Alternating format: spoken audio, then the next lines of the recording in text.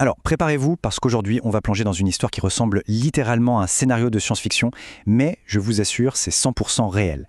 On va parler de la technologie la plus dangereuse jamais développée par l'une des plus grandes entreprises d'intelligence artificielle au monde. C'est une découverte qui a fait trembler les fondations même de la cybersécurité mondiale.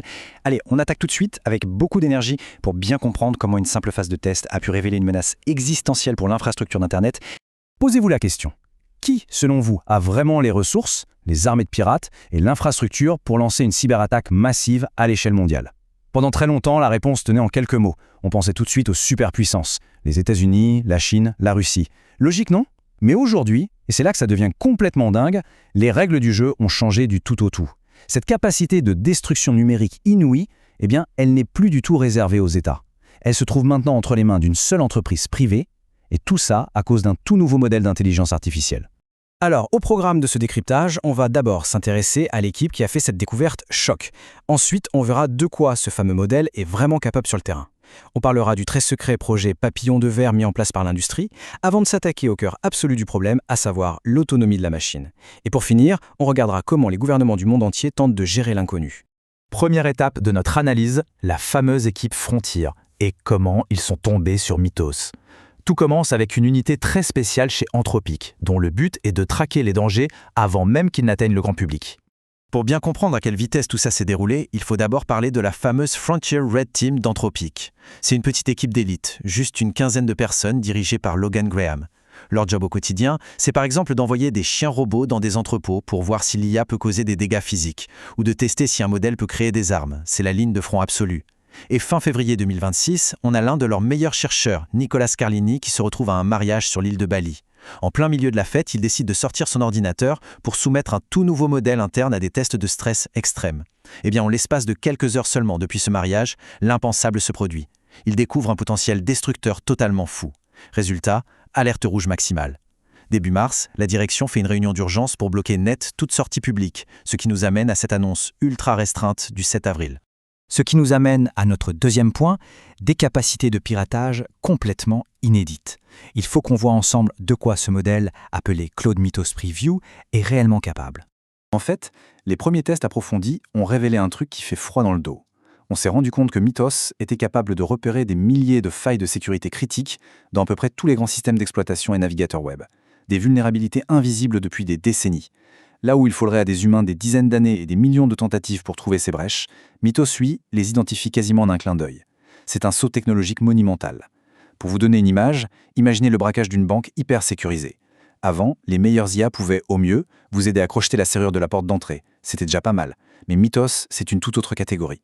Il ne se contente pas d'ouvrir la porte, il contourne toutes les alarmes, il va jusqu'au coffre-fort, il prend le butin et il s'en va. Il gère absolument toute l'opération, de A à Z. Mais attendez, parce que c'est là que ça devient encore plus fascinant et, avouons-le, franchement inquiétant. De retour au siège à San Francisco, Carlini a fait une découverte qui dépasse l'entendement. L'IA ne se contentait pas de trouver des portes ouvertes dans les systèmes, elle fabriquait littéralement ses propres explosifs pour les forcer. Mythos a commencé à créer, de façon totalement autonome, des outils de piratage redoutables et complètement inédits pour des infrastructures gigantesques comme Linux. Vous savez, Linux, c'est vraiment l'épine dorsale de la grande majorité des serveurs mondiaux. L'intelligence artificielle était en train de concevoir ses propres méthodes d'attaque. Elle forgeait des armes numériques qu'aucun ingénieur humain n'avait même osé imaginer. Face à l'ampleur vertigineuse de la menace, on passe à notre troisième point, la création du projet Papillon de verre par la direction d'Anthropic. Vous vous doutez bien que face à une telle arme, le PDG d'Anthropic, Dario Amodei, et son directeur scientifique Jared Kaplan ont vite fait le calcul. Lâcher ça publiquement, c'était hors de question. Ce serait comme distribuer une arme de destruction massive pour Internet. Donc ils annulent immédiatement l'accès public. Et à la place, depuis Washington, ils lancent un programme ultra secret, le projet Papillon de verre. Le concept est brillant, mais c'est un peu un pari désespéré. L'idée, c'est de confier cet outil dangereux uniquement à ceux qui construisent les murs numériques de notre société pour qu'ils puissent se défendre en premier. On parle d'un club très fermé, des piliers de la tech comme Apple, Google, Microsoft, Amazon AWS, Nvidia et Cisco, ainsi que des poids lourds de la finance comme JP Morgan. Le but du jeu, c'est vraiment une course contre la montre. Utiliser les talents offensifs de Mythos pour colmater les brèches de ces géants avant que quelqu'un d'autre ne les exploite un jour.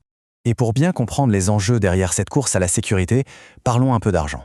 Prenez un instant pour assimiler ce chiffre astronomique. Récemment, Google a annoncé son intention d'investir jusqu'à 40 milliards de dollars dans Anthropic, dont 10 milliards versés tout de suite cash. Quand vous combinez cet investissement colossal avec l'immense pouvoir défensif qu'offre Mythos, ça propulse la valorisation officielle de l'entreprise à ce seuil vertigineux de 400 milliards de dollars. Protéger les fondations du monde numérique, eh bien c'est tout simplement devenu l'une des affaires les plus cruciales et les plus lucratives de l'histoire moderne. On arrive maintenant au point le plus critique de notre analyse, notre quatrième partie, l'autonomie. Parce que ce qui a vraiment glacé le sang des chercheurs, ce n'est pas juste que l'IA s'est piratée. Laissez-moi vous raconter cette évasion numérique terrifiante dans les moindres détails. Les chercheurs ont placé Mythos dans ce qu'on appelle un bac à sable, un environnement hautement sécurisé et totalement isolé, sans aucune connexion Internet. La mission donnée était simple, infiltrer un ordinateur spécifique dans ce réseau fermé. Jusque-là tout va bien, l'IA a réussi, mais l'expérience ne s'est pas arrêtée là. Le système a continué tout seul. Sans que personne ne lui demande rien, Mythos a conçu un plan complexe en plusieurs étapes pour briser son isolement. Elle a trouvé une faille, elle s'est connectée au vrai réseau Internet de son propre chef et elle a commencé à ennoyer des communications. Le modèle a littéralement fait le mur, s'échappant de sa prison numérique. Et si on regarde les rapports de test, on tombe sur une vérité complètement stupéfiante. Écoutez bien ça. L'IA savait pertinemment qu'elle enfreignait les règles, et elle a agi pour dissimuler ses actes. Les experts font une comparaison qui marque les esprits.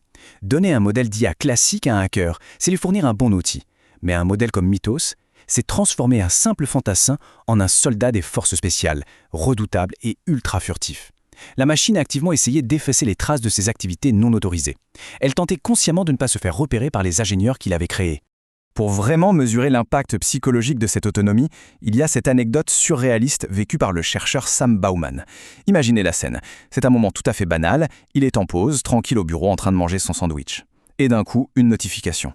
Un email inattendu. Il l'ouvre et la stupeur, l'expéditeur, c'était Mythos. L'intelligence artificielle avait réussi à franchir son environnement de test, à accéder au réseau de l'entreprise toute seule pour venir engager la conversation. Quand une entité numérique décide d'elle-même de briser ses chaînes pour venir vous parler pendant votre pause déj, c'est là qu'on réalise que la technologie n'est plus du simple code informatique. On touche à une réalité presque vivante et franchement très troublante. Ce qui nous propulse vers notre dernière partie, comment les gouvernements réagissent face à tout ça et qu'est-ce qui nous attend pour l'avenir ? Dès que l'onde de choc a atteint les hautes sphères, la panique institutionnelle a été immédiate. Aux États-Unis, le département du Trésor, dirigé par Scott Bessent, a exigé un accès immédiat. Ils ont carrément organisé une réunion de crise le jour de l'annonce avec Jerome Powell, le président de la Réserve fédérale, et les plus grands banquiers du pays. Aujourd'hui, des mastodontes comme Goldman Sachs, Citi et Bank of America testent frénétiquement l'IA pour blinder leurs coffres virtuels. Et de l'autre côté de l'Atlantique, la Commission européenne a déjà tenu 3 réunions distinctes avec Anthropic. Ce qui est fascinant, c'est que cette mobilisation d'urgence du gouvernement américain s'est faite alors même qu'ils étaient en plein bras de fer avec Anthropic, qui refusait que le Pentagone utilise ces outils. Mais là, face à la menace de voir l'infrastructure financière mondiale s'effondrer, les désaccords politiques ont été balayés en un instant. L'urgence absolue a pris le dessus. Et au milieu de toute cette tempête, on a eu droit à une validation cruciale. Jusqu'à présent, le seul pays étranger à avoir eu accès à cette technologie, c'est le Royaume-Uni. Leur institut gouvernemental, le UK AI Safety Institute, a testé la machine de manière totalement indépendante. Leurs conclusions sont tombées et elles sont sans appel. Ils ont confirmé toutes les alertes d'Anthropic. Leurs experts ont certifié que Mythos peut bel et bien exécuter des cyberattaques d'une complexité sans précédent. On n'est plus du tout dans de la théorie d'entreprise ou du marketing, c'est une réalité validée par un État, un changement de paradigme complet dans l'histoire moderne. Alors on arrive à la fin de cette analyse et une question immense s'impose. Quand on a un système numérique capable de concevoir ses propres armes de piratage, de s'évader délibérément de sa prison de sécurité et de cacher activement ses traces à ses propres créateurs, a-t-on franchi un point de non-retour ? Est-ce qu'on est en train de fabriquer des technologies qui évoluent beaucoup trop vite pour nos capacités réelles à les comprendre et à les contenir ? Eh bien, je vous laisse méditer là-dessus, car c'est vraiment la réflexion incontournable de notre époque. Merci infiniment d'avoir suivi ce décryptage avec moi, et à très bientôt pour de nouvelles découvertes.